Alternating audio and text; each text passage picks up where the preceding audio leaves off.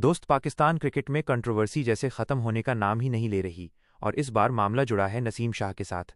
लेकिन इस बार बात मैदान के प्रदर्शन की नहीं, बल्कि सोशल मीडिया पर किए गए एक पोस्ट की वजह से है जिसने पूरे क्रिकेट जगत में हलचल मचा दी है।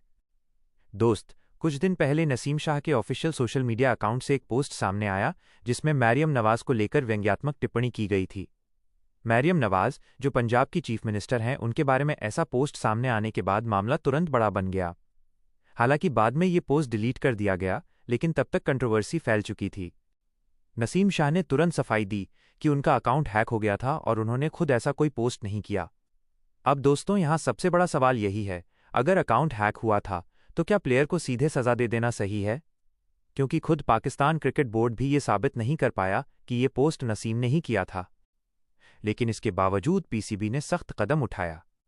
उनके सेंट्रल कॉन्ट्रैक्ट और सोशल मीडिया पॉलिसी का उल्लंघन मानते हुए नसीम शाह पर 2 करोड़ पाकिस्तानी रुपए का जुर्माना लगा दिया गया।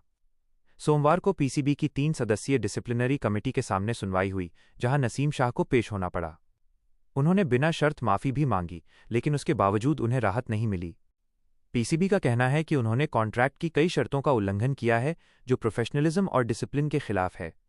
दोस्त, इस पूरे मामले में एक और बड़ा कदम ये उठाया गया कि नसीम शाह ने अपने पर्सनल सोशल मीडिया एडवाइजर को तुरंत हटा दिया।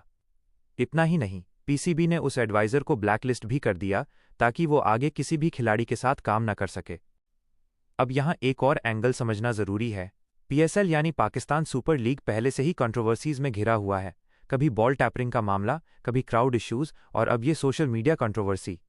लोग सवाल उठा रहे हैं कि जहां बॉल टैपरिंग जैसे गंभीर मामलों में अभी तक कड़ी कार्रवाई साफ नहीं दिख रही, वहां नसीम शाह को इतनी जल्दी और इतनी बड़ी सजा दे दी गई। कुछ फैंस का मानना है कि ये फैसला जल्दबाजी में लिया गया, जबकि कुछ लोग कह रहे हैं कि रूल सभी के लिए बराबर होते हैं और अगर गाइडलाइन का उल्लंघन हुआ है तो सजा मिलनी ही चाहिए। दोस्त, एक बात साफ है, आज के समय में सोशल मीडिया किसी भी खिलाड़ी के करियर पर सीधा असर डाल सकता है।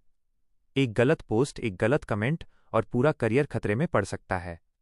इसीलिए हर बोर्ड अपने खिलाड़ियों के लिए सख्त गाइडलाइंस बनाता है और हर खिलाड़ी ये जानता भी है कि अगर वो इन नियमों को तोड़ेगा तो उसे सजा भुगतनी पड़ेगी। लेकिन यहाँ कन्फ्यूजन इसलिए है क्योंकि नसीम शाह पहले ही कह चुके हैं कि उन्होंने खुद ये पोस्ट नहीं किया। अगर ये सच है तो सवाल उठता है, क्या बिना पक्के सबूत के इतनी बड़ी सजा देना सही है?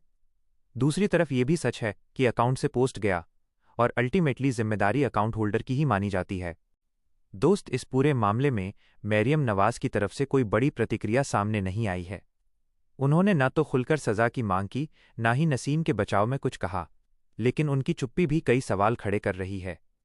अब देखना ये होगा कि आगे इस मामले में कोई और अपडेट आता है या नहीं, और क्या नसीम शाह इस कंट्रोवर्सी से बाहर निकलकर फिर से अपने गेम पर फोकस कर पाएंगे। दोस्त, अब सवाल आपसे, क्या नसीम शाह के साथ सही